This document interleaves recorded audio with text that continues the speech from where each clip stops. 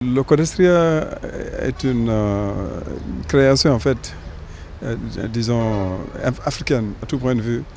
C'est des intellectuels africains qui se sont réunis un peu plus de 40 ans pour dire qu'ils ont besoin de cette organisation, d'un instrument, d'un espace dans lequel ils réfléchiraient ensemble sur les problèmes de l'Afrique et les problèmes du monde. L'objectif c'était d'apporter des réflexions africaines audacieuses et autonomes par rapport aux problèmes du monde contemporain. Le développement de l'Afrique ne peut pas se faire sans le savoir, sans la recherche. Mais ce n'est pas n'importe quelle recherche. On a besoin d'une recherche qui est produite par des gens bien de chez nous, à partir des préoccupations qui sont les nôtres, et pour justement nous permettre et permettre à tous ceux qui sont engagés dans le processus de développement, qu'ils soient des hommes politiques ou des gens de la société civile ou des entrepreneurs, justement pour que tous ces gens-là puissent se servir de ce savoir-là et produire donc à partir d'une réflexion africaine sur le monde et sur les défis du monde et sur les défis de l'Afrique.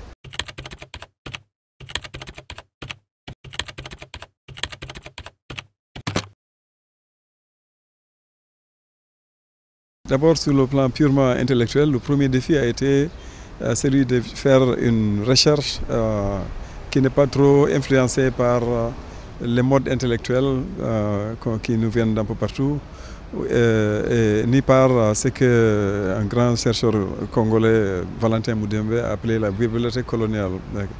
Nous avons hérité les sciences sociales à partir de notre contact avec l'Europe, en tout cas tel qu'on les pratique aujourd'hui. On fait des recherches et on réfléchit en Afrique depuis beaucoup plus longtemps que cela. On a eu des universités assez anciennes, les premières d'ailleurs au monde. Mais à partir d'un certain moment, dans notre contact avec l'Occident, il y a eu l'introduction justement de cette manière de faire et de structurer et de gérer les institutions et le savoir qui est bien venu de l'Occident. Et donc le premier défi était celui de s'engager dans cette bataille-là, s'approprier de la science qui est universelle, mais la pratiquer de manière à ce qu'il y ait des contributions africaines et qui permettent à ce que justement ce qui est produit comme savoir au niveau du monde et une contribution africaine soit marqué par ce qui vient de l'Afrique. Donc premier horizon, premier défi, il est d'ordre épistémologique et scientifique. Et je pense que ce défi-là a été relevé. Parce qu'aujourd'hui, on a des références sur toutes les questions. Il y a des références africaines très claires, très solides, et des intellectuels africains qui se mesurent à n'importe quel autre intellectuel au monde.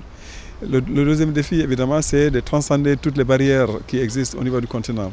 Nous sommes sortis de la colonisation, morcelés sur le plan politique, linguistique, etc. On est plus de 54 États aujourd'hui. Chacun de ces États-là a ses politiques qu'il formule. Nous travaillons avec les langues de travail européennes pour la plupart, différentes, le portugais, le français, l'anglais, et puis on travaille également avec les langues africaines, on travaille avec l'arabe et le swahili. Et il y a des fragmentations également sur le plan disciplinaire, une fragmentation disciplinaire. Et les gens sont dans des disciplines bien spécifiques. L'objectif donc était de dire finalement comment faire pour que les gens sortent de leur cloisonnement, de ce cloisonnement-là et transcender ces fragmentations-là pour commencer à regarder les problèmes de l'Afrique et pratiquer la science d'une manière multidisciplinaire, mais éviter que nos barrières nationales, par exemple les frontières nationales de nos pays, deviennent des obstacles épistémologiques, que notre horizon intellectuel ne se limite pas à nos frontières nationales. Et donc du coup, on s'est lancé dans la construction d'une communauté panafricaine de recherche en sciences sociales, qui est une partie intégrante de la communauté africaine, en fait tout court.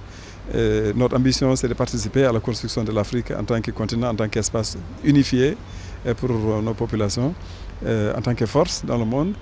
Et ça se fait à plusieurs niveaux. Et donc nous, à notre modeste échelle, on pense que dans le domaine des sciences sociales, on a réussi ça. Nous avons une communauté de chercheurs qui est panafricaine. Le comité exécutif du Codestria a des représentants de toutes les sous-régions du continent. Il y a des Nord-Africains, il y a des gens d'Afrique australe, il y a des Sénégalais. Et on travaille ensemble. Certains sont lusophones, d'autres sont arabophones, d'autres sont anglophones, des francophones.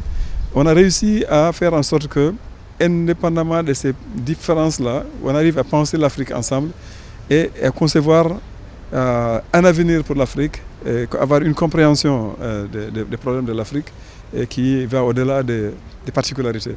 Et ça, c'est la condition pour que l'on puisse arriver à produire un savoir qui peut être pertinent, qui peut renforcer notre projet de panafricanisme et qui peut contribuer à l'intégration régionale et à faire de l'Afrique encore une fois une force dans le monde et une force libre, quoi.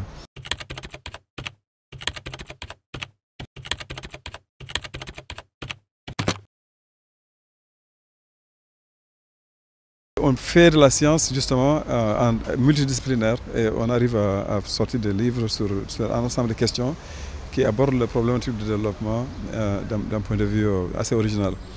Et quatrième défi, c'est justement celle de la visibilité de cette production des sciences sociales et production intellectuelle. Au départ, il était question d'intégrer tout le monde, même les intellectuels qui opèrent en dehors de l'université sont les bienvenus dans l'espace du Codesria. Mais une fois qu'on a fait la production, on a sorti des livres et des revues de qualité, et ça on a 14 revues, comités de lecture reconnus comme des revues sérieuses. Nous avons une série de livres dans lesquels il y a plus de 500 titres. On a un partenariat avec une institution comme l'Organisation des Nations Unies, la UNICA, une Commission économique des Nations Unies pour l'Afrique. On a un partenariat avec l'Union africaine, on a un partenariat avec tout un ensemble d'institutions. Mais on est quand même assez traditionnel dans notre manière de présenter les résultats de la recherche. Et ça, on souhaiterait aller plus loin que ça, non seulement produire, mais faire en sorte que ces recherches soient visibles et accessibles. Et accessible au-delà de tout un tas de barrières, y compris même dans le milieu académique. Parce qu'aujourd'hui, l'une des grandes questions qui sont discutées, c'est celle de l'accès à l'information scientifique. Open access. Cette année, nous avons organisé un colloque international sur ça. Nous sommes arrivés à produire une déclaration sur l'accès libre à l'information scientifique. Parce que ce n'est pas normal que l'argent public paye pour que les recherches soient faites et que des multinationales privées de l'édition s'approprient de ces recherches-là, les sortent dans des revues qui après nous sont inaccessibles dans notre continent.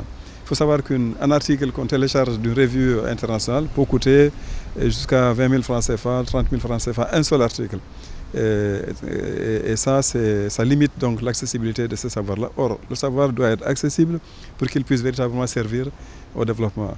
Sur le plan international également, il y a une tendance à considérer les grandes revues internationales comme celles qui sont en Europe ou sorties aux États-Unis. Et on a tendance à minimiser l'importance de la production africaine et de la production du Sud de manière générale. Alors nous disons que ça là, c'est un combat dans lequel nous devons être engagés.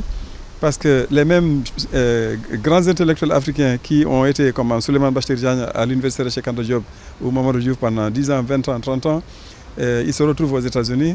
Ils font le prestige des universités de là-bas, mais ils sont sortis bien de chez nous et ils sortent par conséquent des institutions qui ont aussi des qualités, même si on a des défis. Alors ce qu'il faut, c'est de créer les conditions pour que justement ces universités fonctionnent mieux et que les intellectuels puissent rayonner également au niveau du continent et au niveau international. Et je pense que le dernier défi, c'est celui des moyens évidemment de cette recherche-là. Et là, il faut de l'argent. Nous sommes trop dépendants des financements extérieurs et donc nous sommes exposés à tous les risques et tous les aléas du milieu des bailleurs de fonds qui peuvent changer de priorité et qui peuvent avoir leurs problèmes aujourd'hui, tels que le problème des réfugiés en Europe, les réfugiés syriens en Europe, a fait que les pays européens ont tendance à diminuer même l'argent qui a été mis de côté pour la coopération en développement ou pour l'appui à la recherche, parce qu'ils pensent que leur priorité c'est de répondre à un problème humanitaire qui est en Europe. Alors il faut donc que les Africains comprennent que pour être compétitif dans l'économie mondiale aujourd'hui, il faut avoir une science de qualité, une recherche de qualité. Toutes les sciences, pas seulement les sciences dites dures, mais c'est également les sciences humaines et sociales, parce que c'est celles-ci, les sciences humaines et sociales, qui permettent de comprendre l'élément humain, l'importance du facteur humain par rapport à tous les problèmes que nous avons eus. Et c'est également elles qui permettent de souligner l'importance fondamentale de l'être humain et du facteur humain dans la solution des problèmes de notre monde.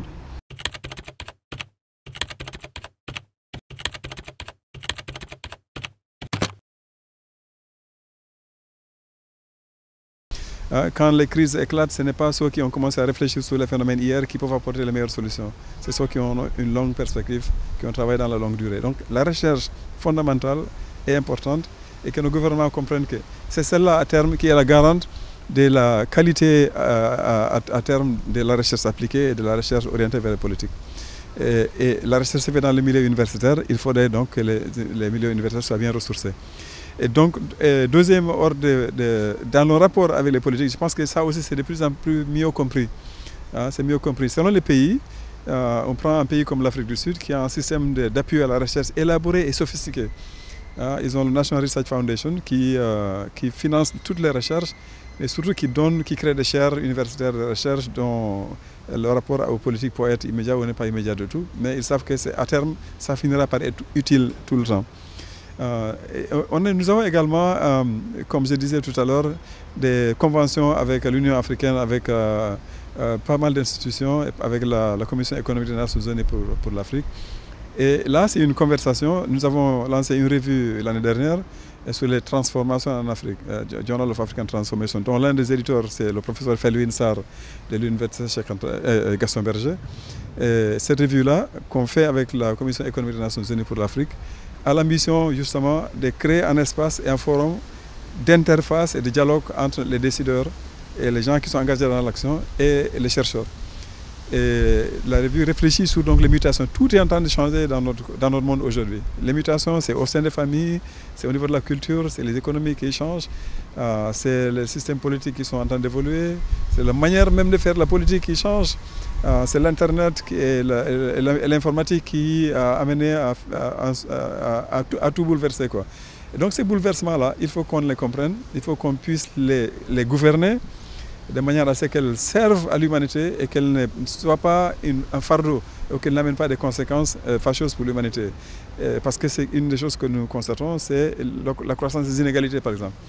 Les économies, on dit, sont en train de faire des taux de croissance élevés, mais on sait que la croissance est mal répartie, les fruits de la croissance sont mal répartis, la base même de la croissance est assez limitée. Et donc, il faudrait faire en sorte que ces mutations-là soient bien gouvernées et gérées de telle sorte qu'on ne laisse personne en rade. C'est d'ailleurs l'ambition du monde. Quand les gens se sont retrouvés l'année dernière aux Nations Unies, et ils ont adopté l'agenda 2030 avec les objectifs voilà, 2030, là, après les millions d'objectifs du millénaire. C'est l'agenda 2063 de l'Union africaine qui est une perspective à long terme. Et donc, comment faire en sorte que la recherche entretienne un dialogue avec les politiques, avec les décideurs et les acteurs de la société civile et du privé pour que justement on ne laisse personne en rade pour que la société aille de l'avant. Donc cette revue dont j'ai parlé a l'ambition d'aider à faire cette jonction-là. Et nous avons également d'autres mécanismes qui permettent d'avoir le dialogue entre les décideurs et les chercheurs qui ont besoin l'un de l'autre, je pense, et qui ont intérêt à travailler ensemble.